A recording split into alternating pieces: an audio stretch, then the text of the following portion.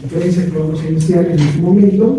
El tema es uno de los más importantes, bueno, hay otros más, pero el asunto de la migración me parece que es hoy más que nunca uno de los temas de carácter geopolítico que implica muchísimas presiones por parte de Estados Unidos. Recuerden ustedes que ya Donald Trump ya había querido establecernos un muro, prácticamente quería convertirnos en el tercer país, en el marco de una negociación de un tratado de libre comercio que se convirtió en el TEMEC, y ahora nuevamente estamos ante una nueva negociación, una nueva modificación de ese TEMEC a algunos años, prácticamente a 2 años, y nuevamente tenemos la llegada de una gran presión por el problema migratorio, no quieren, o intentan, pero ya no logró, poner un impuesto a las remesas, y nuevamente coloca, es vital entender qué está sucediendo con la migración, cuáles son las causas, los efectos, las implicaciones. México pasa de ser un país expulsor hasta incluso ser un país receptor, incluso hoy un país de tránsito de la migración. Antes la gente se iba de mano de obra prácticamente no calificada, después se va a personas, a lo que se llaman cerebros que están migrando, y hoy tenemos otra nueva modalidad. No solamente son mujeres, sino también son niños, ¿no? En esos cambios voy a permitirme presentar, tenemos una mesa de trabajo muy interesante, casi todos son expertos y expertas en los temas, ¿sí? Y voy a iniciar por el maestro, el doctor Víctor Manuel Isidro Luna.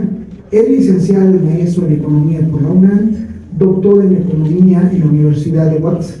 Recibió financiamiento por la Universidad de Utah para hacer estudios de doctorado. Documentos falsos y entran a otro país, hacen de manera ilegal, ¿cierto? Es un coyotaje muy caro, pero compran documentos falsos y entran legalmente a otro país. Eso no sé dónde se puede clasificar, porque ya de cuenta es algo que no es legal, pero entran por los aeropuertos de manera, pues por decir, regular, o no sé cómo llamarle. Es un tipo de coyotaje que se sabe que existe y que es muy caro. Aquí en este cuadro, y la migración internacional se puede dar por diferentes flujos y se puede entre todo tipo de diferentes países. Aquí en este cuadro, que es un tipo de matriz, ejemplifico, por ejemplo, movimientos de países desarrollados a países desarrollados y otro tipo de movimientos de países en desarrollo a países desarrollados, o también la migración internacional se puede dar de países pobres a países pobres. Un ejemplo de ese sería, por ejemplo, la migración que recibe México de América Central o de otros países donde vienen a México, ¿cierto? Ya sea para quedarse, que está creciendo como México como un destino, o para transitar para ir a Estados Unidos. También nosotros tenemos población de países desarrollados en México, ¿cierto? Y tenemos muchas áreas donde hay población de Estados Unidos que vienen a vivir a México. Incluso yo sé casos donde se quejan que la vivienda en México está subiendo mucho. O sea, ya para ellos es caro también vivir si buscan vivir en México ya para ellos es caro. Pero sería un desplazamiento de un país rico, vienen a un país más pobre. Pero en lo que yo les decía al inicio, yo me voy a enfocar en la parte de donde un país como México, menos desarrollado que Estados Unidos, va a los Estados Unidos. Y espero que se entienda esa parte. O sea, es mi población objetivo, población que sale de México y va a los Estados Unidos. Antes de enfocarme en esta población, voy a hablar un poco de la política de seguridad, que es lo que les decía, que yo lo dividí interno y externo, pero solamente es para efectos de esa exposición. Y para ser claro, externo, voy a decir la política que Estados Unidos tiene a que ya no entre cierto tipo de población a Estados Unidos. Y aquí lo voy a dividir en lo que se llama los encounters y la población refugiada y asilada que se admite. Y en los encounters son las detenciones que se hacen en la frontera norte y sur de Estados Unidos. No me acuerdo de cuántos puntos de entrada hay en la frontera sur, serán como 45 o algo así. Y se dividen en dos los encounters, los aprehendidos y los expulsados. Los aprehendidos es lo que se hace con el título 8 y los expulsados son los que se hizo con el título 42, que empezó con la pandemia por motivos de salud. Y aquí los presento en esta gráfica, no sé si puedan ver bien la gráfica. Y, por ejemplo, los rectángulos grises son administraciones conservadoras. En este aspecto solamente se pone a Trump en su primer periodo y parte de su segundo periodo. Y también lo que se hizo con Biden y parte de lo que hizo con Biden y lo que hizo parte con Obama. Y podemos ver aquí, si vemos aquí, hubo un incremento de los encounters que solamente con Trump en la área gris del rectángulo, que solamente disminuyeron por la pandemia, pero con Biden se incrementaron. Y los encounters empezaron a disminuir aún con Biden, al final ya del periodo de Biden, como lo ha sido también con Trump, que en los primeros meses de Trump, que en realidad han disminuido. Entonces aquí hay como una continuidad en tanto administraciones republicanas como demócratas en los encounters. En lo que sí hay un cambio es en el refugio y el asilo, y aquí la línea negra representa a los admitidos en el refugio y el asilo. Los puntitos azules reflejan los techos que hay. Todos esos se pueden admitir en el refugio y el asilo, y rara vez se cumplen. Solamente Obama cumplió los techos, pero las pasadas administraciones no las han cumplido, y los rectángulos, otra vez, el gris es para la administración republicana y el banco para la demócrata. Podemos ver que tanto las dos administraciones republicanas, Bush hijo y Trump, castigaron el refugio y el asilo, y en eso es lo que en este periodo también yo veo que hay un gran cambio, que en su segundo periodo Trump va otra vez a castigar fuerte el refugio y el asilo. Voy a pasar ahora a lo que he llamado política hacia la población que ya está en Estados Unidos, a lo que he llamado interno, y es que a los que están en Estados Unidos, sacarlos de Estados Unidos, ¿cierto? De ahí se divide en la política de enforcement, y se divide en los retornados y devueltos. Los retornados son los que no tienen una orden criminal, y los devueltos son los que tienen una orden criminal. Y otra vez, los rectángulos grises son para las administraciones republicanas y los blancos para las demócratas. Aquí podemos ver que los retornados, los que no tienen orden criminal, se incrementaron con Trump, pero también lo hicieron con Biden, y los que sí tenían una orden criminal, esos se disminuyeron con Trump, y con Biden se mantuvieron, o sea, subieron un poquito, pero no se incrementaron tanto. Entonces aquí solamente hay datos hasta 2022, entonces falta que el Department of Homeland Security le brinde más datos sobre cómo se ha comportado el enforcement. Y hasta aquí sería con la política de seguridad. Aquí sería un resumen. Hay algunas cosas en las que yo veo continuidad, en que hacer, por ejemplo, la expulsión más rápida de los migrantes que llegan a los puntos de entrada. En eso Biden también lo hizo. En tener acuerdos con otros países, como ya se venía haciendo, como era el acuerdo que tiene Trump, que hizo con El Salvador, ¿cierto? De mandar, por ejemplo, a población venezolana a El Salvador, ¿cierto? Eso ya se venía haciendo también desde antes, bueno, no de la manera de Trump, pero había acuerdos con terceros países, de que si alguien pedía, no sé, estoy inventando, pero si alguien de Guatemala pedía refugio en Estados Unidos, se lo podían dar, ¿cierto? Pero en Honduras, por ejemplo, no se lo iban a dar a Estados Unidos, se lo iban a dar a otro país que Estados Unidos consideraba seguro. Y que también hay continuidad en que si ya había sido rechazado en otro país para darte asilo, Estados Unidos también ya te iba a rechazar. Ahí sí ha habido cambios, es en los permisos humanitarios, que Trump ha castigado más los permisos humanitarios, como a la población de Venezuela y la población de América Central. Y eso sería todo con la parte de la seguridad. Ahora voy a pasar a la pobreza. En mi opinión, y a menos que ustedes me corrijan de los pacientes aquí, hay pocos estudios de la pobreza de mexicanos en Estados Unidos. Aquí puse algunos. Uno primero es el de Divine, que es un estudio de hace muchos años, y no se refiere a la pobreza de mexicanos. Trabaja a los hispanos, tiene algunos datos pero mexicanos, y no trabaja con los datos de los Estados Unidos.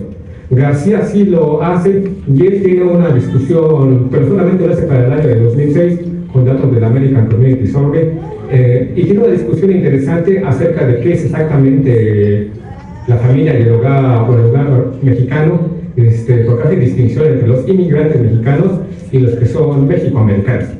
Es una discusión interesante, que no solamente es interesante cuantitativamente, sino también culturalmente. ¿Qué es exactamente un hogar mexicano en Estados Unidos? O una familia mexicana en Estados Unidos. Exactamente qué es. Y López Vega es un trabajo más reciente. Él también procesa datos del censo, los microdatos, pero se enfoca más en la desigualdad y en la política social de Estados Unidos. Y sus datos terminan como hasta 2011. Bueno, yo voy a presentar datos procesando el censo de población de Estados Unidos en su suplemento anual, y que hay datos del 94 a 2024.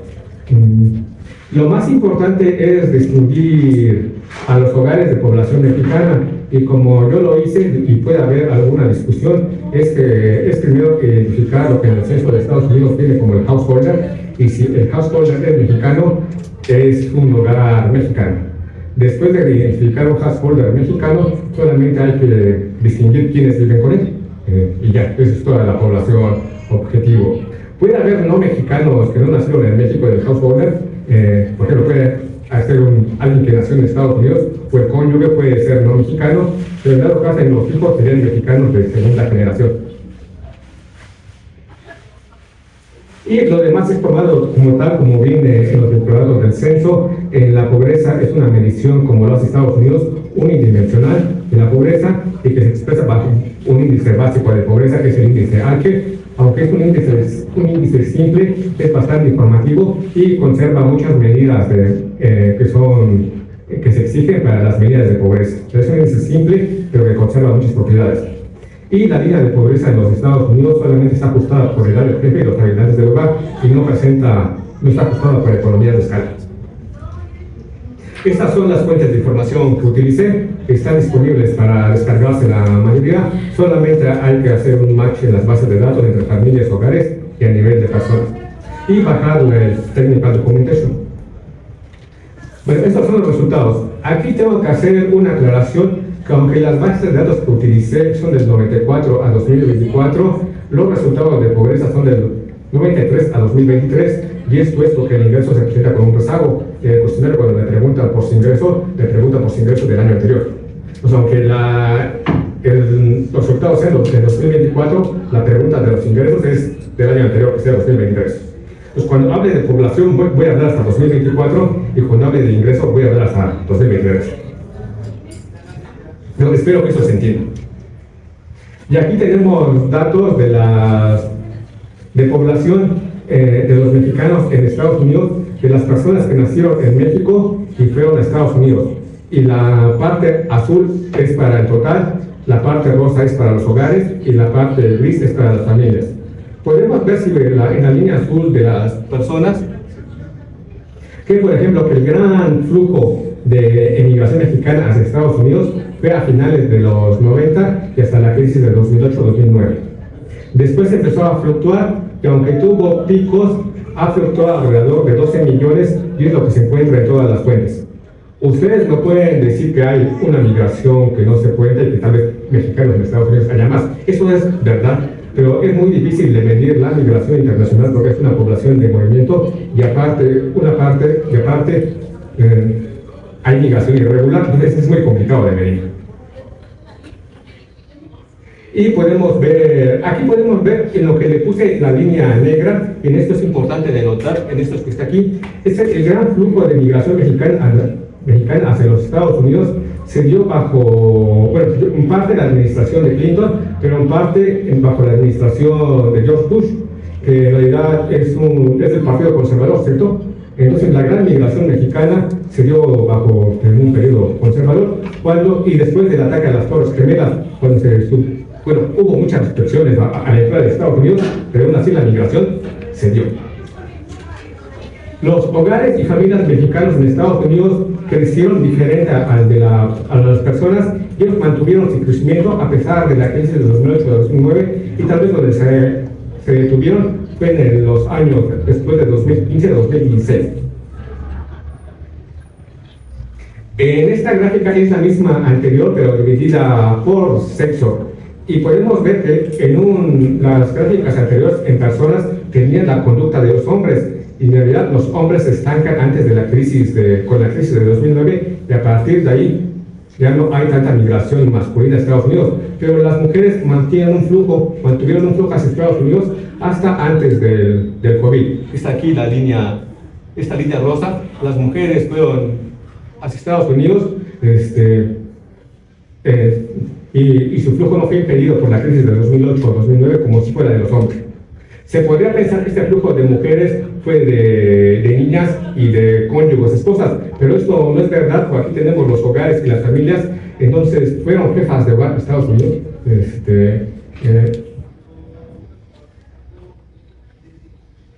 Ahora vamos a ver la pobreza a nivel de personas y familias. Y algo en la línea rosa es para mujeres, la línea azul es para hombres. Podemos ver, y es algo bueno, que la pobreza ha disminuido del 93 a 2023. Eso lo podemos considerar como bueno, ¿cierto? Es bueno. Pero podemos ver que la crisis de 2001 y 2003 tuvo fuertes consecuencias, así y una gran consecuencia negativa hacia la población mexicana fue la crisis de 2008-2009, que tal vez se empezó a manifestar antes, 2007, y duró hasta 2012, pero a partir de 2012-2013 los niveles de pobreza descendieron, y esto pasó tanto en personas como en familias, aunque los niveles de pobreza para las mujeres es mayor que la de los hombres. Aquí en este pico podemos ver, en este pico que está aquí y en este pico que está allá, es la emergencia sanitaria del COVID, en donde la pobreza para las familias mexicanas y las personas mexicanas no aumentó mucho. ¿Por qué sería que la pobreza fue un gran shock para la economía mundial y sin embargo la pobreza para los hogares, para las familias mexicanas no incrementó? Al igual que las remesas, ¿cierto?, continuaron su ascenso. ¿Por qué sería que no tuvo un gran efecto en la pobreza y no tuvo un gran efecto tampoco en las remesas? Nos decían en la mesa anterior que mucha de esa población estaba a cargo de cuidados. Los migrantes que estaban en Estados Unidos. Aunque se puede pensar que estaban en sectores esenciales, entonces se resguardaron y la tasa de desempleo cayó nada más como un mes, 2 meses, y después se recuperó, ¿cierto? Entonces siguieron trabajando y sus fuentes de ingreso, porque también hubo estímulos de los Estados Unidos, siguieron constantes. Y por eso cuando uno ve el ingreso total de los hogares en Estados Unidos, siguieron con una tendencia, a pesar de la pandemia y a pesar de que estaban desempleados, que su flujo de ingreso continuó. Y por eso también se da una explicación de por qué continuaron las remesas durante ese periodo, porque su flujo de ingreso se mantuvo durante la pandemia. Y aquí también se puede ver, no tuvo grandes efectos sobre la pobreza. Aquí en la línea negra podemos ver la pobreza en menores de 18 años de las familias. Igual se presenta el efecto de la crisis de 2001-2003 y el pico con la crisis de 2008 y ya después desciende. Y la pandemia de COVID igual tuvo un efecto, pero no fue un efecto grande. Y en la gráfica de volúmenes podemos ver en esa parte de aquí, que es la pobreza en volumen, tanto para niños y para niñas.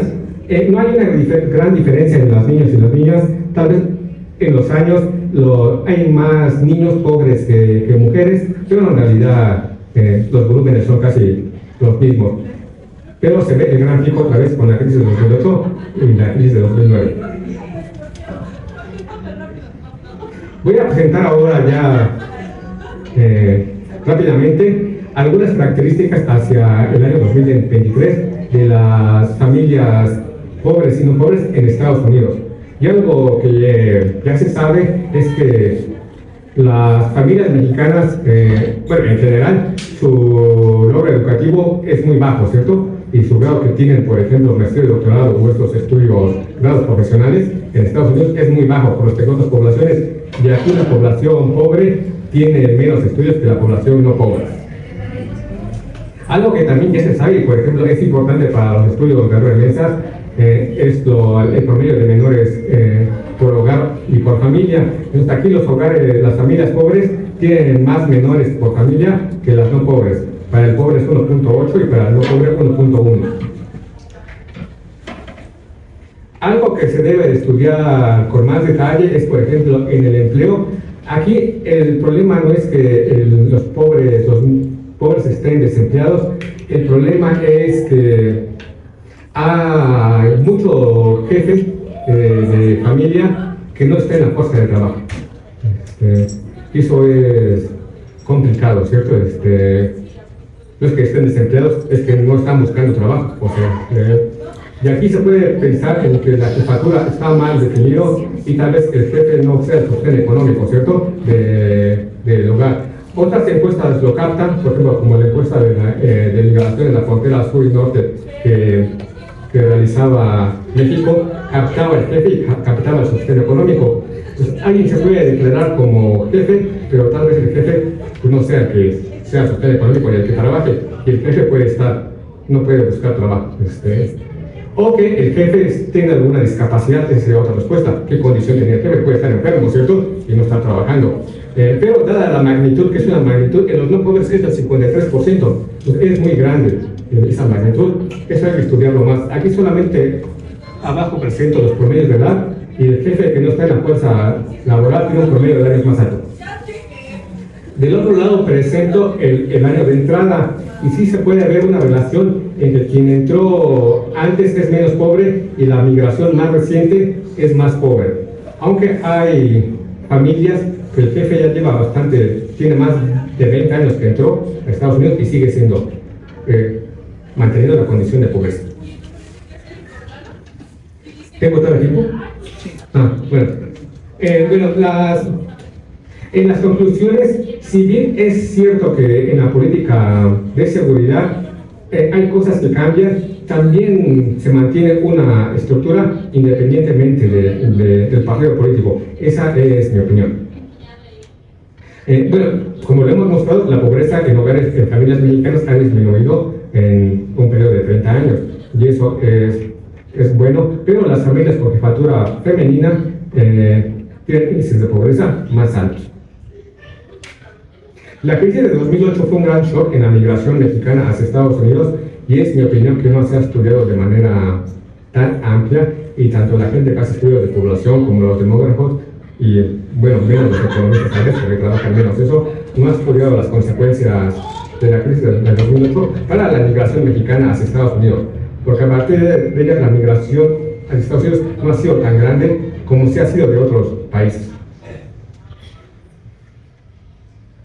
En estas cosas que están en rojo, es las cosas que opino, son las cosas que se debe estudiar más. Una es que la definición de hogar es compleja y debe de abarcar tanto características cuantitativas como culturales. Y aquí a veces es un problema de las encuestas, por ejemplo, si yo preguntara exactamente qué es un hogar mexicano en los Estados Unidos, aquí todos tendríamos tantas opiniones diferentes, ¿cierto? Porque yo tengo familia de Estados Unidos que no considero mexicanos, ¿cierto? Y nacieron en México. Es un problema. Pero pasa con otras partes, por ejemplo, cuando tal vez con la población indígena en México, exactamente cuál es la población indígena en México, o la población afrodescendiente en México, pero sí debe trabajarse en una definición de exactamente qué se debe de considerar como un hogar mexicano en Estados Unidos. Es mi idea, y presentando datos de que como la migración mexicana a Estados Unidos con menos estudios fue en un periodo conservador, como fue el de George Bush, de 2001 a 2008, y fue el gran periodo de la emigración mexicana a Estados Unidos. En la actualidad, flujos de migración calificada hacia Estados Unidos van a continuar. Los flujos de migración internacional van a continuar siempre dependiendo de la densidad del país que tenga.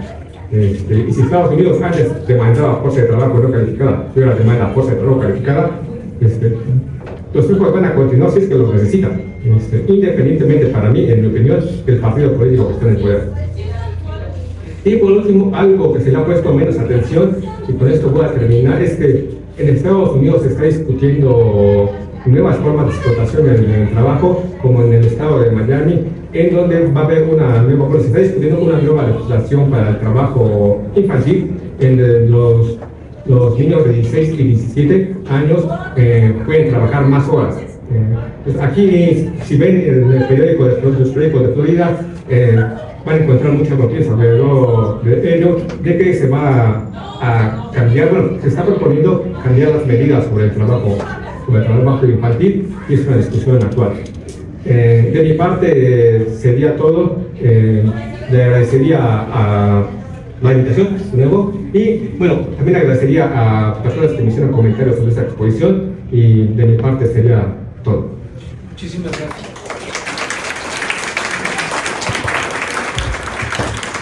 Bueno, ahora le voy a pedir a la doctora Rocío Madrigal López. Ella tiene estudios de licenciatura en Ciencias Políticas y Sociales por la Universidad Nacional Autónoma de México. Actualmente se desempeña como jefa del Departamento de la Unidad de Política Migratoria, Registro e Identidad de Personas de la Secretaría de Gobernación, además de participar en el equipo de coordinación del Centro de Monitoreo de la Estrategia México-Terraza. Cuenta con más de 10 años de experiencia en el estudio y análisis de migraciones y de movilidades humanas.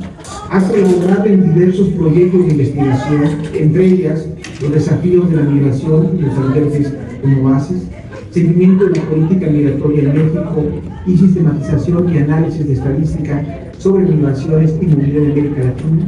Anteriormente fue secretaria auxiliar del Seminario Universitario de Estudios sobre Desplazamientos Internos, Migración, Exilio, Repatriación de la UNAM, así como responsable de monitoreo y evaluación de programas Casa Refugios AC. Ha participado como asistente de investigación en publicaciones sobre caravanas migrantes, gobernanza migratoria y el impacto del COVID-19 en las movilidades de América Latina. Actualmente es autora de la publicación mensual Movilidad en Corto, editada por la Secretaría de Gobernación. Muchísimo gusto, adelante. Muchísimas gracias, agradezco profundamente la invitación a esta mesa de diálogo. Es un honor estar tanto con los asistentes como con mis compañeros ponentes. Y bueno, el día de hoy yo deseo abordar un tema importante y urgente para nuestras políticas públicas y nuestros compromisos institucionales: los desafíos de seguridad en contextos migratorios con enfoque de género. Y el propósito de esta presentación es compartir algunas reflexiones, datos y algunos avances que se han hecho desde el Gobierno de México en los últimos años. Comprendamos que las mujeres y niñas están comenzando a participar más en los contextos migratorios. De acuerdo con estimaciones de la ONU, con un informe del 2024, existen más de 304 millones de personas migrantes internacionales, de los cuales casi la mitad, el 48%, son mujeres. Aunque esta cifra nos refleja una paridad entre hombres y mujeres, es importante reconocer que el aumento de la participación de las mujeres en las migraciones internacionales es importante.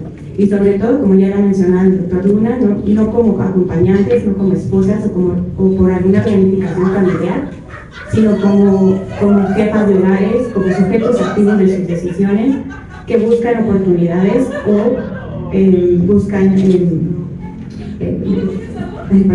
estar fuera de contextos de violencia en sus países.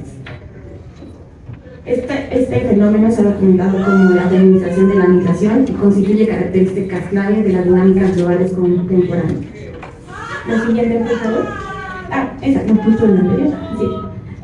Algunos de los sectores en los que ahora se incorporan las mujeres son principalmente salud, cuidados, que es una tradición, y servicios. La siguiente, por favor.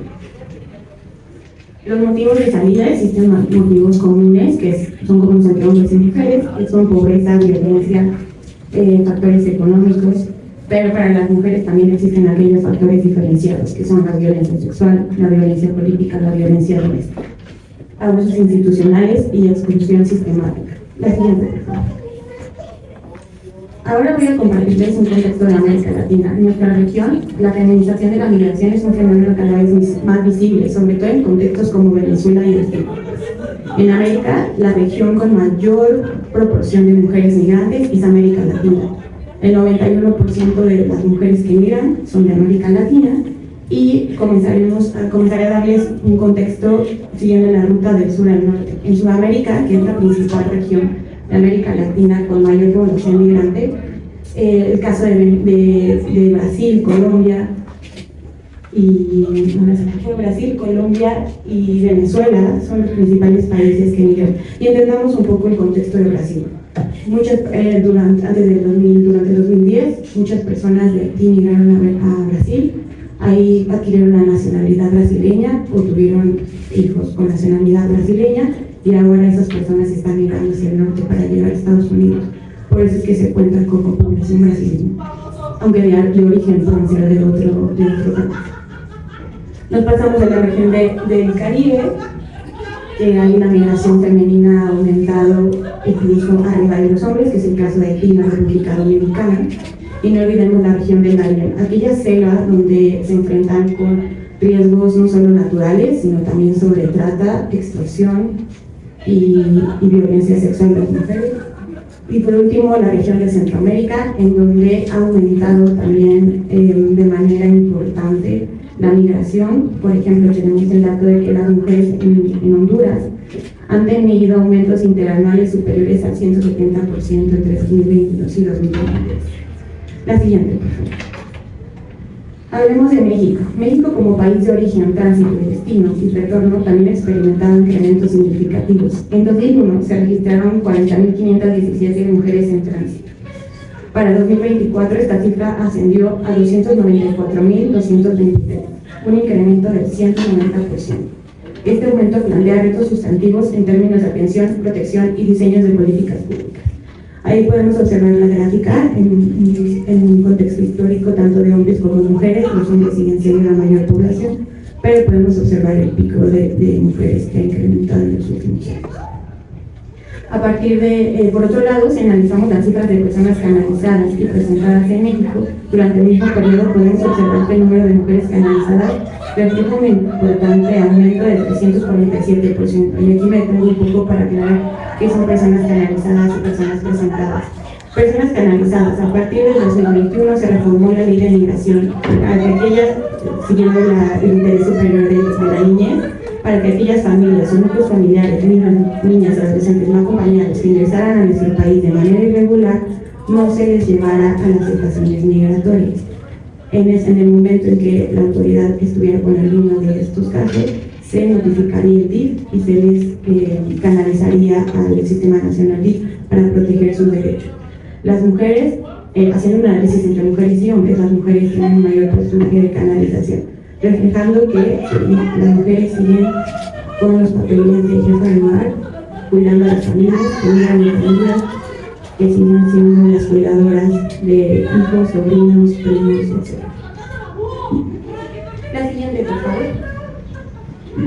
Las mujeres migrantes enfrentan múltiples violencias antes, durante y después del tránsito, desde violencia física, sexual hasta explotación laboral, la trata de personas y detenciones arbitrarias. Y aquí me detengo un poco en la trata de personas, que es en particular representa una de las violaciones más graves de los derechos humanos y que en los contextos de movilidad se observa más.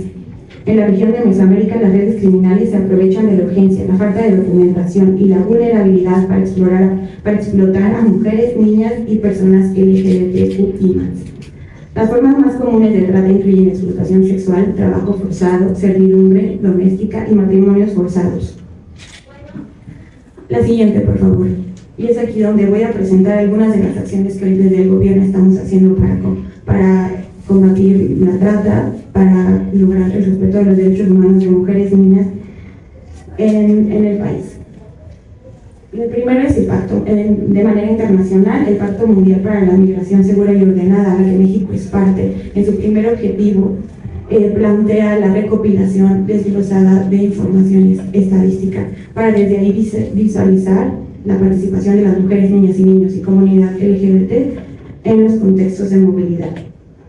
Además, existe una guía para la aplicación con perspectiva de género del Pacto Mundial, y en este sentido los datos desglosados por género y por sexo no solo proporcionarán información importante para responder a los retos y necesidades de las mujeres, sino también para que los gobiernos y los hacedores de política pública tengan información y puedan realizar políticas públicas que beneficien a esta población.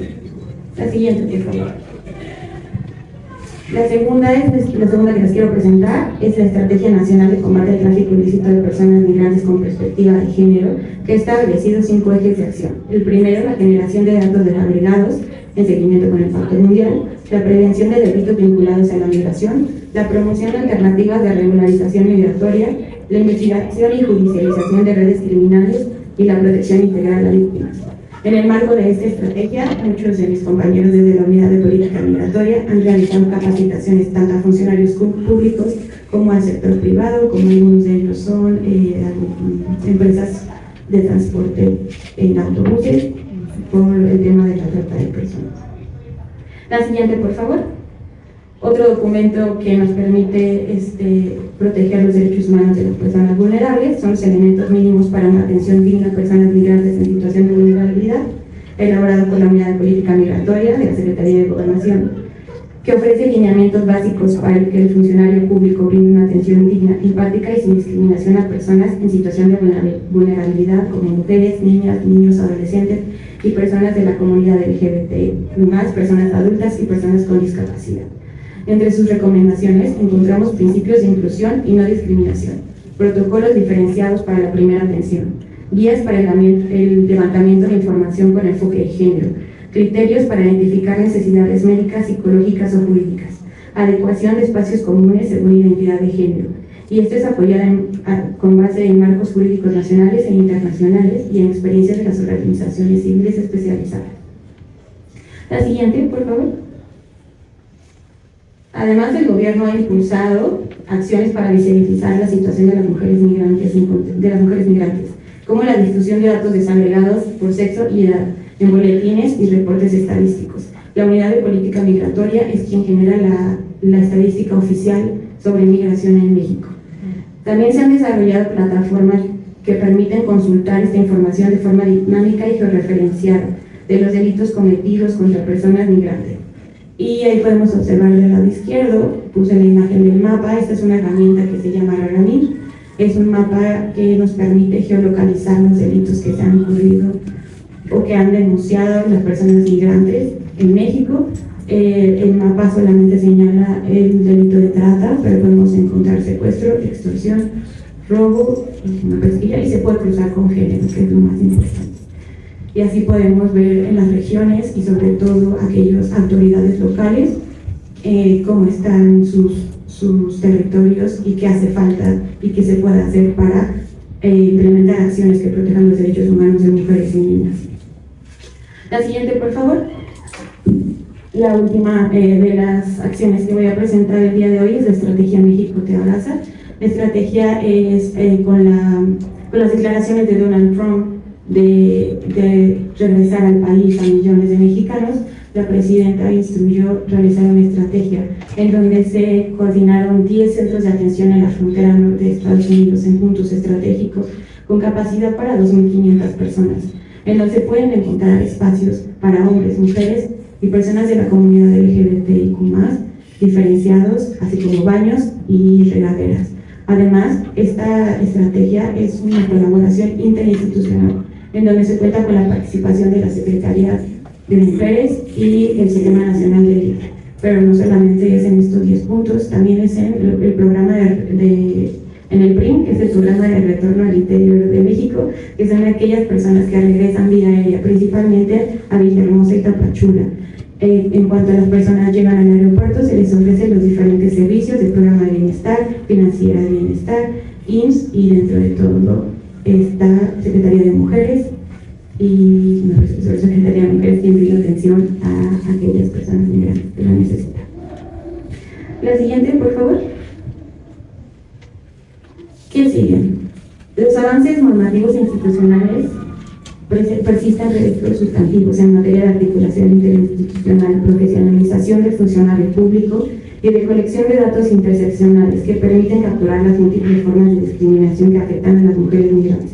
Entre los desafíos encontramos que debemos fortalecer los sistemas de protección regionales con enfoque de género, mejorar la recolección y análisis de datos interseccionales, garantizar presupuestos públicos con perspectiva de género y movilidad, así como avanzar hacia marcos normativos humanistas que prioricen la dignidad y los derechos humanos, y sobre todo hacer acciones específicas para la comunidad LGBT. Por último, solo quiero terminar con una reflexión final, que es visibilizar los riesgos que enfrentan las mujeres en contextos migratorios. Es el primer paso para garantizar el derecho a una vida libre de violencia, el acceso a la justicia y a la plena ciudadanía. La seguridad en contextos migratorios no se alcanza mediante muros, detenciones o criminalización. Se construye con políticas públicas sensibles al género, con inversión social, con redes de protección transnacionales y con un compromiso firme con la igualdad. Avancemos hacia políticas migratorias humanistas que reconocen la dignidad y los derechos de todas las personas en movilidad. poniendo en el centro a quienes históricamente han sido más vulneradas, las mujeres, las niñas y las personas con identidades diversas. Y la siguiente, por favor. Por último, quiero compartirles un video sobre nuestras herramientas de La Subsecretaría de Derechos Humanos, Población y Migración, por conducto de la Unidad de Política Migratoria, Registro e Identidad de Personas, ha desarrollado el Centro Nacional de Monitoreo de Movilidad y Migración Internacional, el cual consta de 3 herramientas web dirigidas a impulsar la generación y diseño de políticas públicas basadas en evidencia para la atención integral de las personas migrantes y en contextos de movilidad en territorio nacional. Estos instrumentos están dirigidos a visualizar, consultar, mapear y utilizar información geográfica para la atención de los flujos migratorios y la prevención del tráfico de personas, y son insumos indispensables para comprender los datos, tendencias y dinámicas del fenómeno migratorio. El tablero interactivo de estadísticas sobre movilidad y migración internacional en México presenta estadísticas generadas por el Gobierno de México, desagregadas por sexo, edad y nacionalidad, que visualizan tendencias generales por tema. De igual manera, el mapa de rutas, asistencia y riesgos asociados a la movilidad proporciona información estadística de los eventos de identificación de personas en situación migratoria irregular, así como la ubicación de los espacios para su asistencia y protección. A través de mapas de geolocalización se presenta información de la dinámica de los flujos de movilidad irregular en México, la cual puede ser consultada por sexo, nacionalidad y edad, entre otros. Geográfica ubica el punto registrado y le asigna las coordenadas de acuerdo con su posición y obtiene la ubicación precisa, a la vez que determina un código a cada punto de detección. El monitoreo integral por nacionalidad facilita el uso y el análisis de datos estadísticos publicados por la Unidad de Política Migratoria, Registro e Identidad de Personas. Esta plataforma contiene información estadística oficial sobre inmigración de 2015 a la fecha, que es posible visualizar con gráficas dinámicas que permiten la comprensión de los flujos migratorios en el país.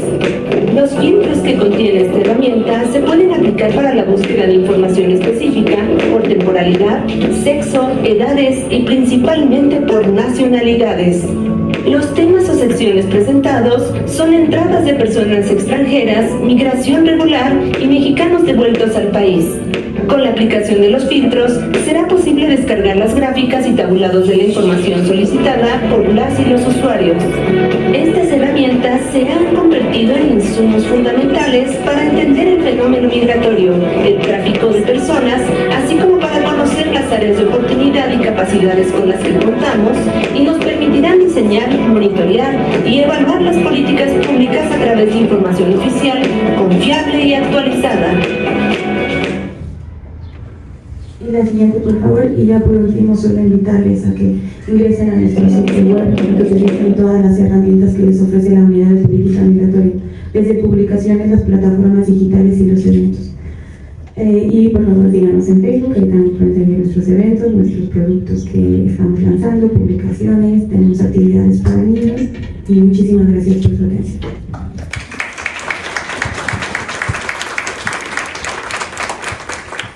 Muchísimas gracias, doctora. Ahora vamos a escuchar la participación de la maestra Blanca Estela Marín Sánchez. Me gustaría, antes de dar la palabra, hacer como 2 precisiones importantes que creo que significativas.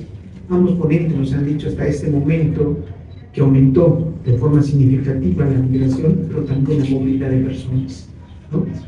En los últimos años en toda América Latina y el Caribe, generando varios problemas: violencia, discriminación, exclusión y sobre todo explotación. No solamente es a hombres, no solamente mujeres, sino también es ahora a niños. Y se ha generado un conjunto de estrategias desde el gobierno federal para tratar de enfrentar esta situación, como es el Pacto Mundial para la Migración Segura, la Guía para la Aplicación de Perspectiva de Género, la Estrategia Nacional de Combate al Tráfico Ilícito de Personas, los elementos mínimos para una atención digna, ¿no?, a personas en situación de vulnerabilidad, la plataforma digital estadística, son entre algunos los instrumentos que actualmente desde el gobierno federal se están creando para atender estos graves problemas que tenemos. Sí, también, por otro lado, nos han dicho que la pobreza, ¿no?, hay una nota muy interesante por parte de nuestro doctor Víctor ha estado insistiendo que la pobreza en Estados Unidos, los mexicanos que viven en Estados Unidos, allá la pobreza ha disminuido, aunque la pobreza es muchísimo más acentuada en mujeres que en hombres. Y en un contexto de COVID, ellos lograron mantener su situación laboral, y que esto explica mucho porque las remesas con destino a México aumentaron significativamente, contribuyendo en muchísimas ocasiones al crecimiento de nuestro país, o por lo menos para enfrentar esa situación tan grave. Ahora le voy a pedir a una voz crítica, me parece, a la maestra Blanca Estrella Marín Sánchez, una voz distinta a lo que hemos escuchado, que es candidata a doctora en Ciencias Políticas y Sociales, con orientación en Relaciones Internacionales, maestra y licenciada en Relaciones Internacionales, las tres por parte de la Facultad de Ciencias Políticas y Sociales de la UNAM. Es titulada particularmente con mención honorífica, pertenece al padrón de CONACYT, trayectoria docente, prácticamente 22 años en la UNAM, profesora adscrita a Relaciones Internacionales del SUAYER y el programa político en la FES Acatlán desde agosto de 2012. Es ganadora de la PAC 2023 en el programa político. Es profesora del Centro de Estudios de Posgrado, Campus Mérida, en la maestría en Migración. Ha impartido más de 30 asignaturas entre universidades privadas y la UNAM en Geopolítica, Política Exterior de México, MI2, Legislación, Derecho y Problemas Marítimos, Estados Unidos y Canadá, entre otras. Es profesora participante en el Diplomado de Seguridad Nacional e Internacional en la FES Acatlán. Ha impartido cursos de superación docente en la UNAM. Es especialista en procesos políticos, económicos y socioculturales de México, estudios regionales, escuelas geopolíticas, seguridad nacional, y tiene más de 90 ponencias en diversas universidades y ha publicado artículos en el cuaderno electrónico de Geografía y Geopolítica de la Facultad de Ciencias Políticas de la UNAM y la revista de Semar. Pertenece al Seminario de Geopolítica pertenece al Seminario de Geopolítica de la Facultad de Ciencias Políticas de la UNAM y al Laboratorio de Investigación y Análisis México Gran Caribe y la Soberanía Regional. Bienvenida, maestra Blanca. Muchísimas gracias por la invitación a la doctora Alba Gabriela Cabiada y por supuesto al doctor Rangel Vargas. Pues es para mí un honor estar nuevamente aquí, bueno, pues con tan distinguida mesa. Ya en la presentación el doctor por ahí me ponía como crítica. Una situación pues bastante, un título bastante complicado, ¿no? Crítica, sí.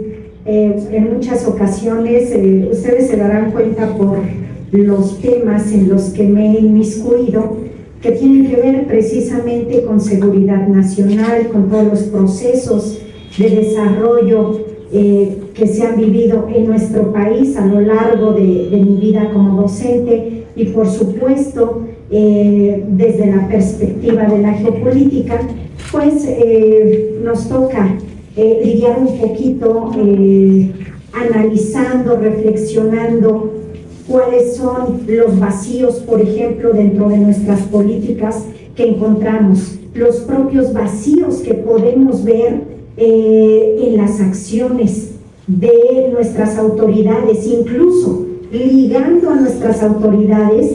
Se oye muy feo, pero es la realidad. Algunos relacionados con el narcotráfico, relacionados incluso, les puedo decir, con la trata de personas, ¿no? Basta pensar un poquito en gobernadores del estado de Tlaxcala. Y esto pues ya nos lleva forzosamente a ver que pues las acciones que se llevan a cabo dentro de las instituciones gubernamentales muchas veces no son suficientes para hacer frente a los tremendos retos que puede tener nuestro país, ¿no? Por ejemplo, con la migración de latinoamericanos, ¿no? Y bueno, pues ahora que me invitaban a esta mesa que le ponen desafíos de la seguridad en contextos migratorios, género y violencia. Bueno, de entrada un título bastante impactante, porque tengo que hablar de seguridad, pero también tengo que relacionarlo con migración. En este caso no me voy a meter mucho a la migración, porque ya mis colegas que me antecedieron hablaron ampliamente del tema, ya nos dijeron qué es lo que se está trabajando en torno a la migración, en este caso tanto nacional como por supuesto la migración que retorna de Estados Unidos, como la migración internacional, que en este sentido pues tenemos que pensar un poquito en qué es lo que está haciendo México, o por ejemplo los convenios que ha estado firmando a nivel internacional, por ejemplo para respetar los derechos humanos. Aquí no me voy a enfocar específicamente a mujeres, sino en general a todo tipo de migrante procedente de cualquier parte del mundo. México tiene una obligación porque ha firmado tratados internacionales en donde se compromete a respetar los derechos humanos de los migrantes y más aún respetar los derechos humanos de niñas, niños y mujeres. Y nosotros lo podemos encontrar precisamente en la ley de migración. En ese sentido, pues tenemos que reflexionar también. Y entonces, ¿por qué cuando de pronto hacemos una entrevista a un migrante, este nos dice, es que están violando mis derechos humanos, es que en el país mexicano no me respetan, no me cuidan como una persona, tengo derechos humanos? Y por otro lado vemos que también hay otras personas que nos pueden decir, está muy fuerte la trata de personas y además lo ligan con el tema del narcotráfico. Entonces, una situación bastante compleja. Pero en este sentido también, pues nosotros tenemos que pensar, bueno, México no actúa solo, y ya lo mencionaba al inicio de esta mesa el doctor Rangel. Tenemos que reflexionar cómo nos ligamos a Estados Unidos. Desgraciadamente, Estados Unidos y México están ligados a través de la política migratoria con la política de seguridad nacional. Pero también recordemos que Estados Unidos ha securitizado la migración basándose precisamente en su política de seguridad nacional. Y esto lo vamos a ver más fuerte a partir del 11 de septiembre de 2001, en donde, ¿qué es lo que ha estado sucediendo? Incluso hoy, Donald Trump se basa en ello. ¿Qué nos dice? No pueden permitir la entrada de tantos migrantes porque seguramente algunos de ellos son terroristas. Y esto, por supuesto, que refleja un gravísimo problema para ellos, porque a partir de esto los dejamos en completa indefensión, que además nos vamos a México. ¿Y qué hacemos? Trabajamos en pro de los derechos de los migrantes internacionales, o le hacemos caso a la política de Donald Trump, a su securitización, porque además, si no le hacemos caso, cuidado, lo liga con el TEMEC y entonces salimos afectados en ese sentido. Pero bueno, continuando, ustedes tienen ahí en la pantalla el siguiente término, seguridad.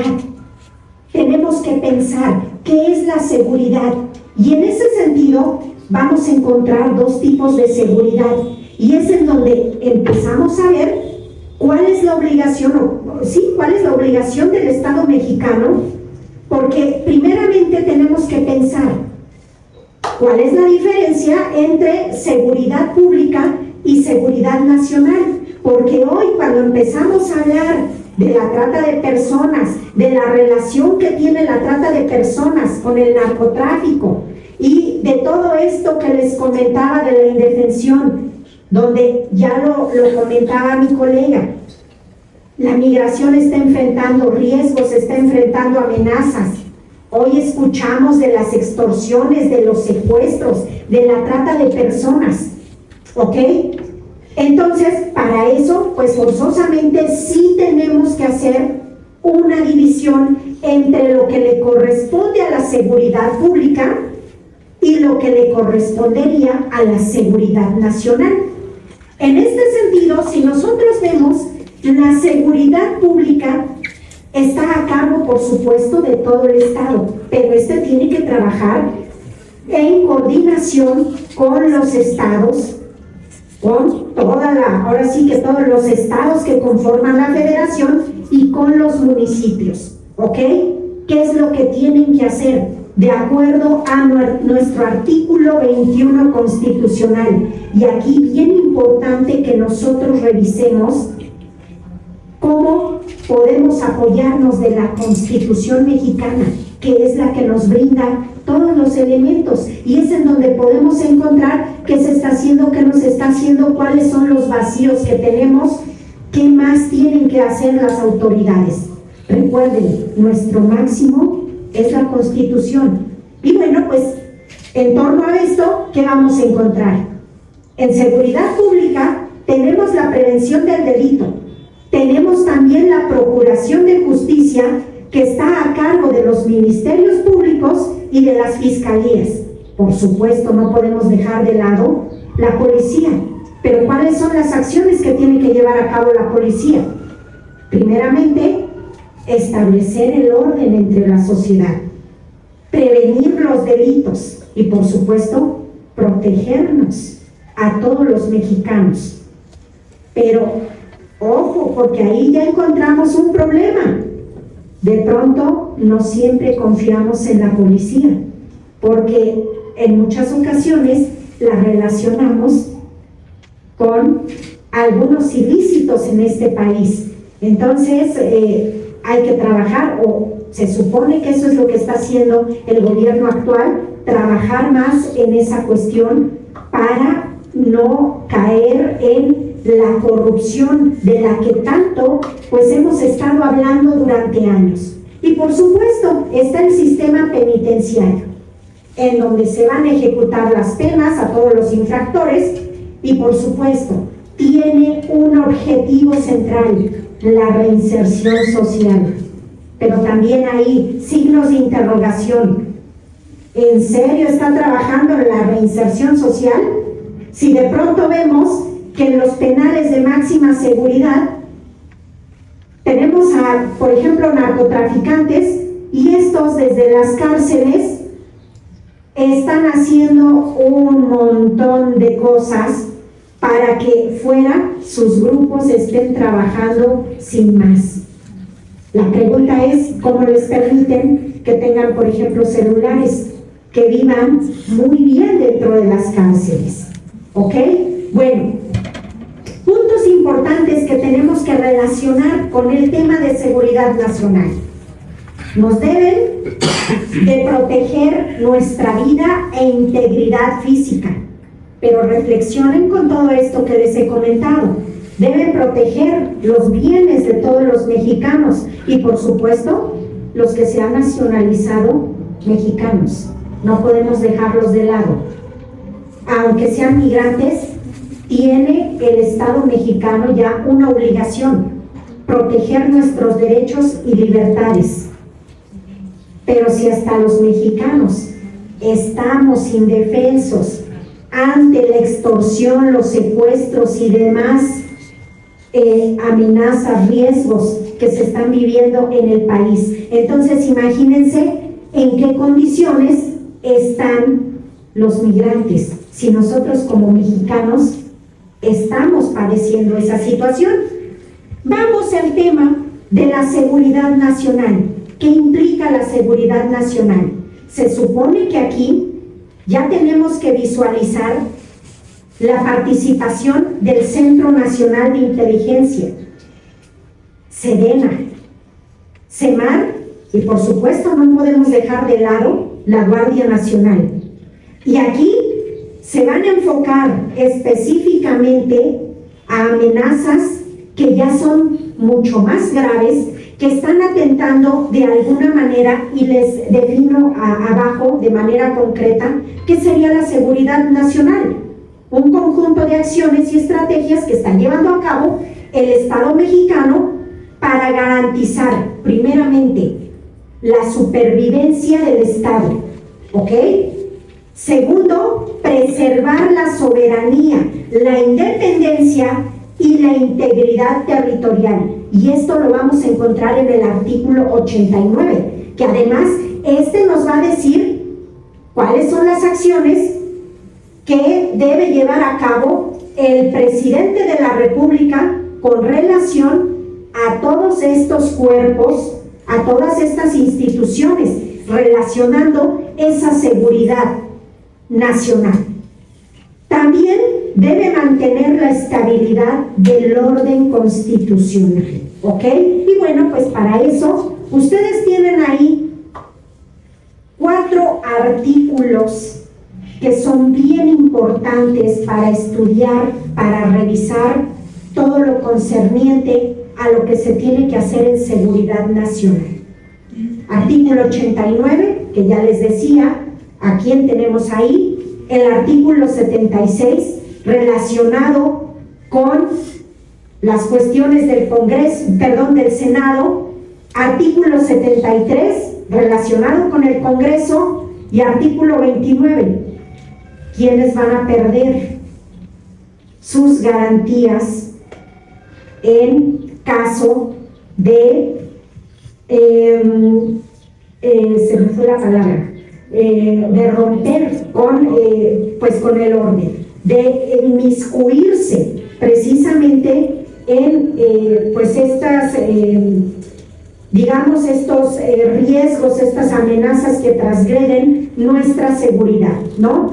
Y bueno, parte importante que ustedes pueden observar, aquí podemos hablar no solamente de la cuestión de las fronteras, que es lo que nos va a marcar también por ahí el artículo 89. Tenemos que visualizar todas las instituciones que están relacionadas para precisamente preservar lo que les mencionaba: soberanía, independencia e integridad. Pero también en el plano nacional tienen que poner especial atención en el crimen organizado transnacional. Y por supuesto no pueden dejar la migración masiva descontrolada. Y entonces ustedes se van a encontrar con esto que seguramente han escuchado en las noticias: la manera de actuar de la Guardia Nacional en la frontera sur. ¿Por qué? Pues porque es parte de la seguridad nacional. Entonces aquí empezamos a tener ciertas contradicciones. Lo vamos a ver en el sentido de que México firma acuerdos internacionales relacionados con derechos humanos, pero también el Estado mexicano tiene la obligación de ¿qué? De garantizar su seguridad nacional. Y en ese sentido caemos en lo que está haciendo Estados Unidos: securitizar la migración. ¿Ok? Bueno, nada más el siguiente esquema, por favor. En este esquemita ustedes pueden ver que prácticamente desde el gobierno de Enrique Peña Nieto se ha estado trabajando para ver la cuestión de la seguridad nacional de manera que no quede específicamente en lo que se conoce como la seguridad tradicional, sino que se amplíe, que se trabaje en lo que hoy se conoce como la seguridad amplia o seguridad multidimensional. ¿Qué implica esto? Que se tiene que desarrollar, y se ha estado trabajando en ello, la política de seguridad nacional, pero también a su vez esta tiene que estar ligada con políticas de desarrollo, en donde estas se relacionen con las principales necesidades que se están observando con la población migrante, tanto nacional como por supuesto internacional. Y aquí entraría la parte de estos programas que desarrolló Andrés Manuel López Obrador. Recordarán que incluso estos programas se ampliaron a Centroamérica, pero que no han sido suficientes. ¿Por qué razón? Porque a nivel internacional, y esto lo relaciono mucho con lo que comentaba el colega que me antecedió, la pobreza baja, pero desgraciadamente lo que estamos observando es que la violencia, el crimen organizado sube, y esto hace que haya mayor violencia y que los más afectados dentro de, por supuesto, van a ser las mujeres, niñas y niños. Yo siempre incluyo niños porque también están desgraciadamente dentro de la trata de personas. Bueno, vamos a continuar con la siguiente. Ese esquema que hice era específicamente para ver las autoridades que pues hoy están participando dentro del esquema de la seguridad nacional. Y bueno, continuando, es precisamente para ver cuál es digamos, la posición que tiene nuestro país, tomando en cuenta el tema de brecha de género. De 146 economías que han sido consideradas, nosotros ocupamos el lugar número 33. ¿Qué implica eso? Que tenemos que seguir trabajando. Sí, se ha estado trabajando fuertemente en todas las necesidades que tiene nuestro país, pero desgraciadamente hablar del narcotráfico y todas las ramificaciones que este tiene, no solamente en nuestro país, porque por eso se le denomina crimen organizado transnacional, toda la gran pues ramificación que tiene a nivel nacional y a nivel internacional, lo hace prácticamente en ocasiones casi imposible de enfrentar. Diríamos que pareciera que a veces van mucho más adelante ellos que el propio gobierno, incluso en armas. Y bueno, aquí una situación pues bastante complicada. ¿Quiénes son los principales vendedores de armas? Estados Unidos. Ajá. ¿A quién le vende también armas? Pues al crimen organizado transnacional. Es uno de los principales que no va a dejar de comprar. ¿Por qué? Pues porque es parte precisamente de todo el negocio. ¿Ok? Bueno, en la siguiente gráfica, por favor, ustedes pueden ver el número de homicidios, esto en miles de personas que se han tenido. Y bueno, pues el gobierno mexicano nos ha dicho que han disminuido los homicidios. Desgraciadamente, algunos ni siquiera se consideran dentro de las estadísticas porque hay personas desaparecidas que simplemente no supimos qué pasó con ellos. ¿Sí? Esto, digamos, es la relación que tiene el gobierno y que por supuesto varios analistas rescatan. En este caso lo tomé de Statista 2025, pues referente a toda la información que nos proporciona el gobierno, pero hay que tomar en cuenta, como les digo, personas desaparecidas, los propios migrantes. Ustedes escuchen todo lo que ha pasado en algunos estados. Hay estados en los que pues simplemente los grupos de migrantes desaparecen. ¿Qué pasó con ellos? No se sabe. Simplemente al rato, pues llegamos a escuchar las noticias, bueno, pues se encontró un cementerio clandestino y había tantas personas asesinadas, ¿no? Entonces, ¿qué implica en este sentido? Se tiene que seguir trabajando más en el tema, no solamente de la seguridad nacional, sino se tiene que trabajar arduamente, y esto como parte de mis conclusiones, se tiene que trabajar más arduamente en el tema de la seguridad pública. ¿Por qué? Porque todos estamos dentro del mismo problema y somos parte de la obligación que tiene el gobierno para con el Estado mexicano, para con los mexicanos, incluso para con los migrantes, porque ha firmado acuerdos internacionales. Yo lo dejaría hasta ahí por si quieren hacer preguntas y nosotros daremos las respuestas. Muchas gracias.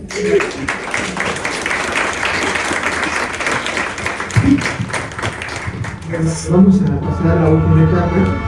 Híjole, me parece que esta última ponencia nos puso en una disyuntiva entre seguridad nacional y seguridad pública. ¿Cuál es el intermedio? Pues deberían ser los pactos de migración. Deberían ser los pactos de migración. El de seguridad nacional debe de garantizar la soberanía, la autodeterminación, la independencia y la integridad territorial. Mientras que la seguridad pública garantizar el derecho individual, ordenada, con de prevención y protección. Y los pactos. Los pactos de migración tendrían que regular la movilidad. Y efectivamente todo pacto tiene porosidad. Y sobre ellas escurre la violencia, la discriminación, la explotación y la trata de personas. Efectivamente, hay dos sujetos que son responsables. Por un lado, el marco nacional e internacional, y el otro, el gobierno, el Estado, que debe tratar de generar instrumentos para evitarlo. Y ahí está la importancia de la ponencia que nos presentó doctora Rocío, donde habla del Pacto Mundial para una Migración, donde habla de la guía para la aplicación y con perspectiva de género, habla de una estrategia nacional de combate del tráfico ilícito, entre otras medidas. Es decir, el gobierno ha estado también muy activo para tratar de resolver este problema. Sin embargo, el Pacto de Migración es un asunto geopolítico, es un tema mucho más amplio. ¿Por qué no firma Estados Unidos un acuerdo? Pues necesita garantizar mano de obra barata. Necesito presionar al otro país para que pueda modificar o cederle ciertos recursos estratégicos. Entonces, el problema es muchísimo más amplio, pero hay que verlo de una perspectiva, me parece, desde la perspectiva geopolítica. Todo lo demás está enlazado, pero ese tema, quién controla, quién manda en el mundo, cómo tengo mano de obra barata, cómo me quedo con la riqueza de los demás países, es un tema que a veces rebasa todo esto, ¿no? Lo encajona, lo dimensiona, pero es urgente ir atrás, no solo superar esos problemas que nos plantean esas estrategias. No sé, voy a abrir una gran abanico de preguntas, no sé quién tenga preguntas, quién quiere levantar la mano, quién quiere cuestionar a la compañera, porque ya empecé a cuestionar, es cierto. Por favor. Por ejemplo, con respecto a los temas de migración, tengo una pregunta en torno a cuál es la fiabilidad de la información sobre los datos de crímenes y trata de personas. Ya que, bueno, algo que conozco hasta el momento es que en el caso de las tasas de homicidios, me parece, y en lo respectivo a los feminicidios, se supone que se reportó que algunos casos de estos supuestos feminicidios ni siquiera los contabilizaron como tal y los mandaron a la área de homicidios. Sumándose a ello, pues también dentro de esas gráficas, por ejemplo, que podamos decir que durante estos últimos sexenios, pues en efecto, la violencia ha incrementado y yo creo que tanto el gobierno como las estrategias públicas pues han sido deficientes y dejan muchas cosas que desear entre todas estas políticas y pues los discursos que muchas veces podemos ver, ¿no? Inclusive en las mañaneras, estos datos tan atresos en ocasiones que dan, o ficticios o pintados, ¿no? Como podríamos decir. Esa es una de las preguntas que tengo y muchas gracias por la ponencia.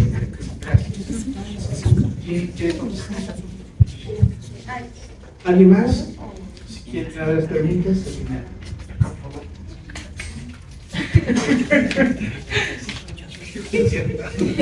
Hola, buenas tardes. Yo tengo dos preguntas. La primera es respecto de esta plataforma que nos hizo favor la doctora Rocío de presentarnos. Me llamó mucho la atención que mencionaba migrantes regulares. Y bueno, respecto de todo lo que estuvieron hablando, también el doctor Víctor, ¿qué es lo que pasa? El doctor Víctor nos decía, los migrantes irregulares tienen el principal reto que se presenta con ellos es la movilidad que tienen, ¿no? Y entonces, esta plataforma, ¿cómo maneja la figura de migrantes irregulares? Esa es la primera. Y la segunda es, tanto para la doctora Blanca, también como para la doctora Rocío o el doctor Mario, digo porque hablamos de garantías, no que el doctor Víctor no me la pueda responder también. ¿ustedes consideran que las garantías jurídico-procesales, en específico, ¿no?, de procedimientos, porque por acá con la doctora Rosé también hablaba de la parte jurídica, están o son suficientemente protegidas? Quizá por lo menos en la legalidad o por lo menos en la normatividad, porque en la práctica, pues justo el compañero acaba de decir lo mismo, ¿no? Estamos hablando de, tenemos otros datos. Pero bueno, esas son las dos preguntas. A quien me quiera responder, gracias. Buenas tardes, Javier. Bueno, yo nada más tengo una pregunta relacionada con lo que más se ha mencionado, es que una de las causas principales de migración es la delincuencia. Pero ¿dónde queda el papel de las familias, el papel de la población? Porque hablaron mucho, y estoy totalmente de acuerdo, que las autoridades y que el gobierno, estoy totalmente de acuerdo que hay que trabajar mucho, pero ¿dónde queda el papel de la familia, el papel de los que le instruyen o les educan a los niños desde chiquitos que esto no está bien, no a tiempo, ¿no? O sea, uno de los programas que se elaboraron del gobierno para tratar de evitar un poco esta parte de la delincuencia, pues que jóvenes construyen el futuro, y algunos otros seguramente, pero el asunto es, aparte de si está funcionando o no funcionando esos programas, que seguramente sí en algunos casos, porque realmente lo que se están quitando en ese momento es, o lo que te están brindando esos programas es la opción de no tener dinero y decir sí a la delincuencia, o sí tener un poco de dinero y decir no, gracias, ahorita no puedo. Mi pregunta va en ese sentido, ¿dónde queda el papel de las familias? Porque sí, la sociedad es el sector público que nunca está, sobre todo los policías nunca están en comunión con los ministerios públicos, porque un policía no puede detener a alguien solo porque lo vio en alguna situación, porque no tienen esa capacidad, digamos, administrativa, o no sé cómo se llama, no la tienen, o sea, no lo pueden hacer. Y los que sí lo hacen son los del Ministerio Público, hasta que uno va y denuncia y hace todo el proceso de horas y horas, estar esperando, pero el Ministerio Público pues nunca está muy pendiente de lo que pasó con esa denuncia. Hay que ir todo el tiempo y estar pendiente, ¿no?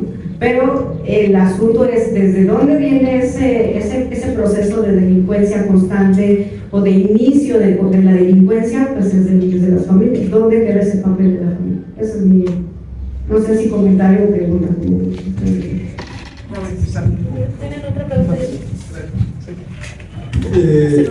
Buenas tardes. Mi pregunta es en cuestión de cómo tienen el control, cómo se lleva a cabo el control del sistema que es para localizar migrantes. Como sabemos, muchos de estos migrantes vienen sin papeles, sin nada, sin identidad, cruzan sin identidad, cruzan por obligación. Entonces, ¿cómo el gobierno mexicano está tan seguro de cuánto es el flujo migratorio? Ahora, otra cuestión en cuestión de los programas sociales que mencionaron hace un momento. Esos programas sociales son insuficientes. Varios mexicanos que están siendo repatriados tienen su vida hecha en Estados Unidos, y desde una perspectiva económica, un apoyo social para regresarlos a su comunidad no es suficiente. ¿Por qué? Porque aparte de eso tienen que reconstruir su vida desde cero. No solamente podemos darles programas de beneficios, sino tenemos que desarrollar un campo económicamente estable para que se puedan integrar con trabajo, porque básicamente se van por una cuestión: no hay trabajo en el país. Entonces, ¿qué otros programas están llevando a cabo o qué otras estrategias está llevando a cabo el gobierno federal para mitigar este impacto?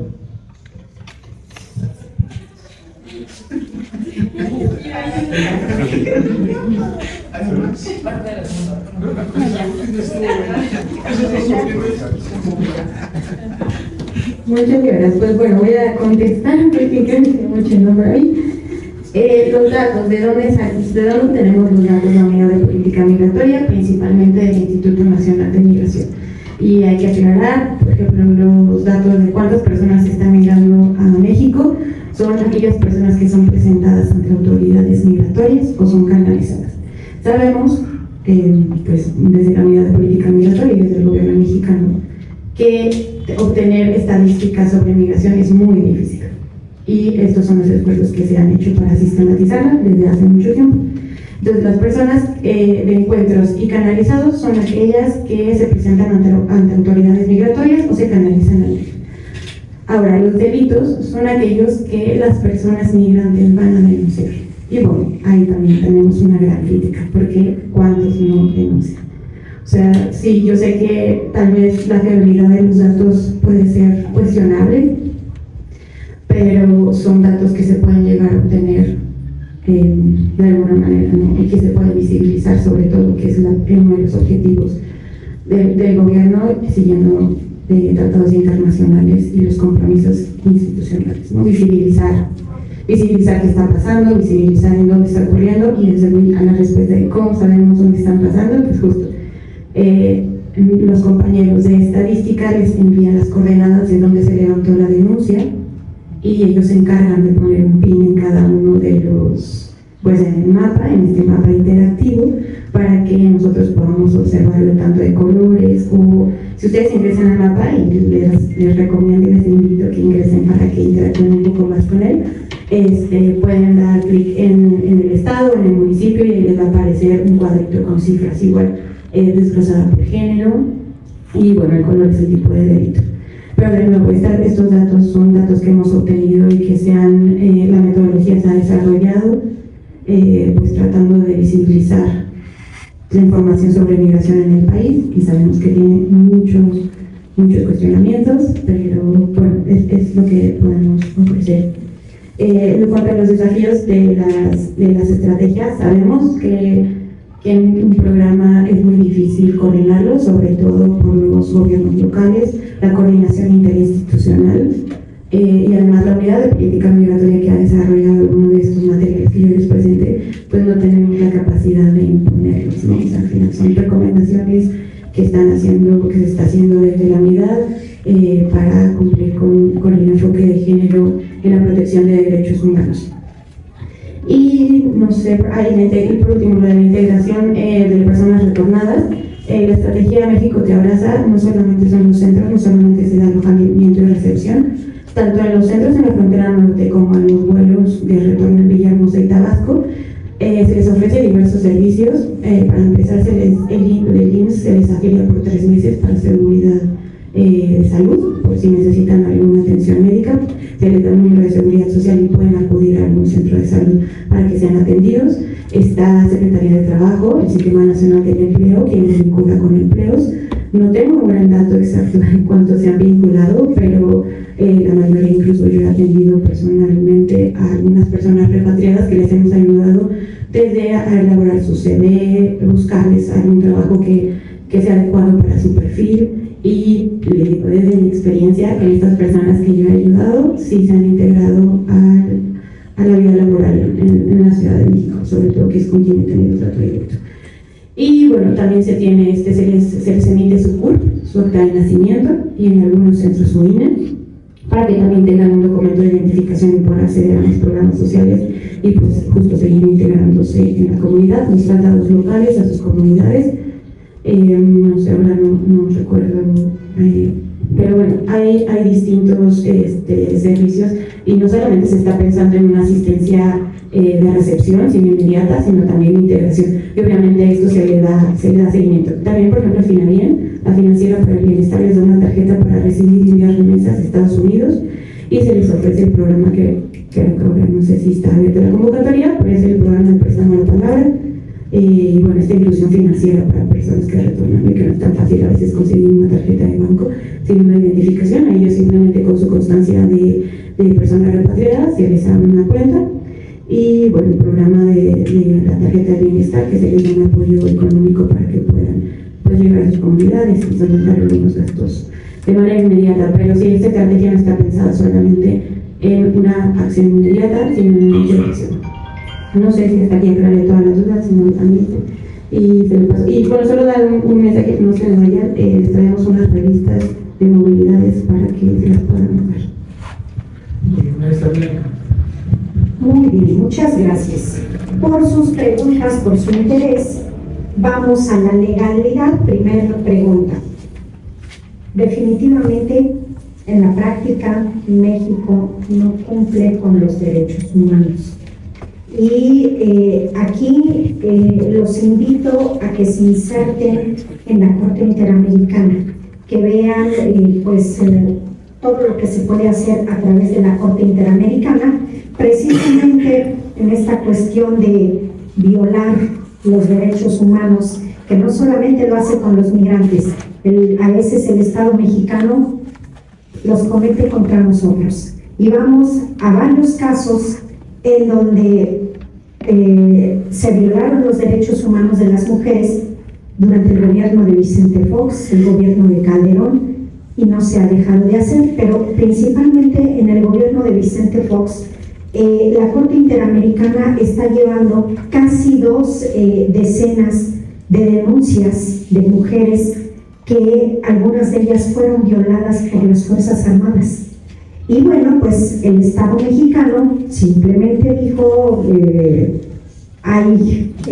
se me olvidó, pero tienen su propio juzgador dentro, la Sedena, y bueno, pues se le va a enjuiciar de acuerdo a cómo llevamos aquí el enjuiciamiento, y simplemente los del ejército andaban como si nada, no pasó absolutamente nada.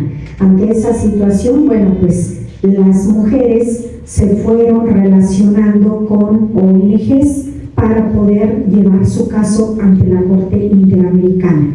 En otros casos estamos viendo también la situación, por ejemplo, de mujeres que fueron asesinadas por el propio ejército, por algún otro servidor público, y simplemente el Estado mexicano hizo caso omiso. Entonces, ante esa situación, tenemos esa opción. Hay que recurrir, o sea, no nos quedemos con las instancias que tenemos a nivel nacional, recurramos a nivel internacional. Tenemos la Corte Interamericana, que por lo menos le va a exigir al Estado mexicano que tiene que actuar en pro de, que tiene que revisar cuál es la situación, ¿no? Y bueno, esto lo relaciono con lo que comentaba la doctora.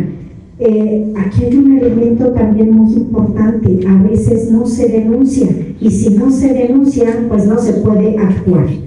Ahora, vamos con la siguiente pregunta, que bueno, no sé si hasta ahí respondo esa pregunta. Vamos con la siguiente, que nos decían el papel de las familias. Híjole, esa es una situación bastante compleja. Hay que redefinir qué es lo que estamos haciendo en las familias mexicanas, porque desafortunadamente nosotros decimos que todo es miel sobre hojuelas, que todos felices y contentos, pero desde que estamos viendo que hay gente que se está relacionando estrechamente con los grupos delictivos, implica que hay que poner signos de interrogación en el papel de la familia. ¿Qué estamos haciendo bien? ¿Qué no estamos haciendo bien? Y entonces tenemos que empezar a trabajar desde ahí para ver la situación. Bueno, concreto nada más con esto, desde mi investigación yo les puedo decir, los programas sociales no están funcionando por una razón: la corrupción en los municipios. Yo lo dejo hasta aquí. Muchas gracias. Muy bien, vamos a pedirle, no sé, al doctor Isidro si tiene algún comentario. Pero a mí no me preguntaron nada.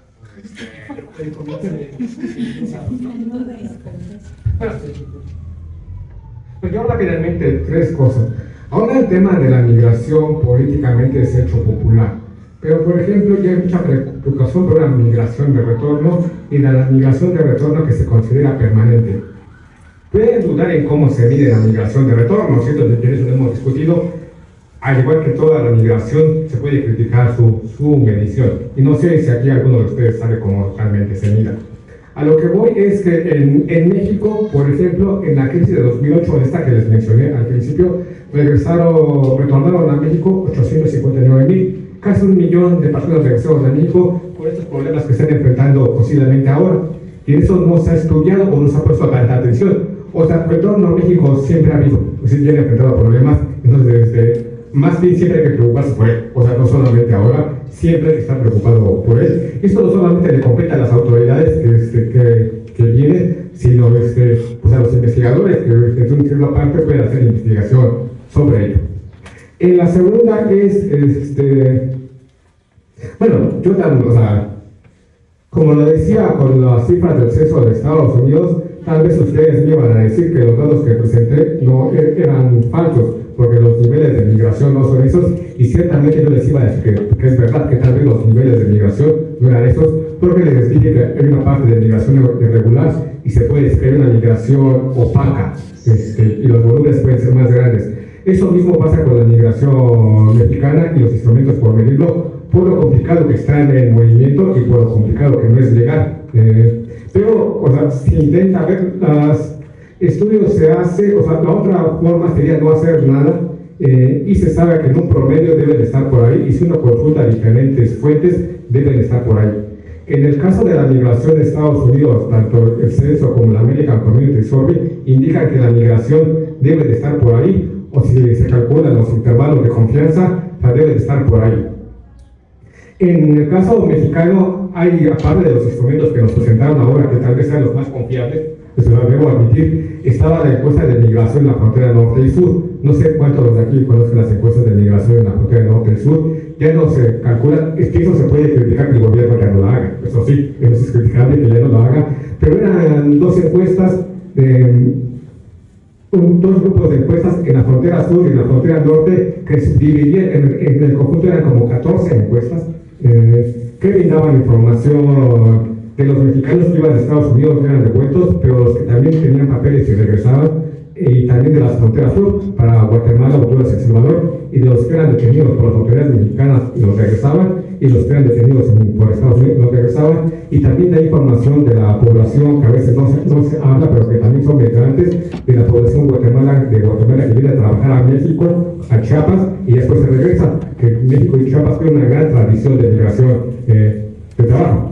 Entonces, hay instrumentos que uno puede decir, bueno, no los uso porque no son confiables, pero en realidad hay que trabajar, si se va a hacer investigación, hay que trabajar con lo que hay. Y sí, hay 2 fuentes de información. Las encuestas tienen información tanto demográfica como económica como de derechos humanos, y se pueden cruzar cientos de cosas. Y pues eso más era lo que yo quisiera comentar. Bueno, hay otras cosas que tal vez, pero se pueden dejar para después. Muy bien, para terminar, solamente una precisión. Una cosa son las causas y otra cosa son los efectos. Lo que han aquí discutido son los efectos, la violencia, la discriminación, la explotación, ¿no? La trata de personas. Esa es prácticamente, diríamos, los efectos. Pero las causas son otras. Las causas pueden ser ideológicas, pueden ser económicas, sociales, políticas, son muchísimas más. Pero todas esas causas tienen que ver con modelos económicos, tienen que ver con el pacto social que ha estado cuestionado. Entonces hay que ver la otra dimensión para entender las causas, los efectos y el punto intermedio, insisto, sigo insistiendo, entre seguridad y seguridad pública o seguridad nacional es lo que han llamado pactos de migración. Hoy llamado de una forma distinta, hay que regular la movilidad de personas, ¿no? Porque no es un delito. Entonces, yo les agradezco infinitamente a todos y a todas por haber participado. Voy a entregar, si me lo permiten, los reconocimientos y le vamos a pedir al señor director que está con nosotros que haga la clausura del evento. ¿Sí? Bueno, el Instituto Politécnico Nacional, a través de la Escuela Superior de Economía, presenta reconocimiento a Lela Rocío Madrigal López por su participación en el seminario Movilidad Humana, Fronteras Cristina Juárez, como ponente de la tercera mesa de trabajo, Desafíos de la Seguridad en Contextos Migratorios, Género y Violencia, realizado el día martes 27 de mayo del 2025. Muchísimas gracias. Firma el maestro Salvador Monroy, director de la Cultura. Muchas gracias. Los likes del programa voy a hacer más simplificar. El maestro Víctor, el doctor Víctor, escuchar a la maestra Blanca, pero sin duda fue una excelente exposición. Entonces les agradecemos mucho, damos por clausurado el seminario y bueno, seguiremos con otras actividades académicas. Muchas gracias por su participación.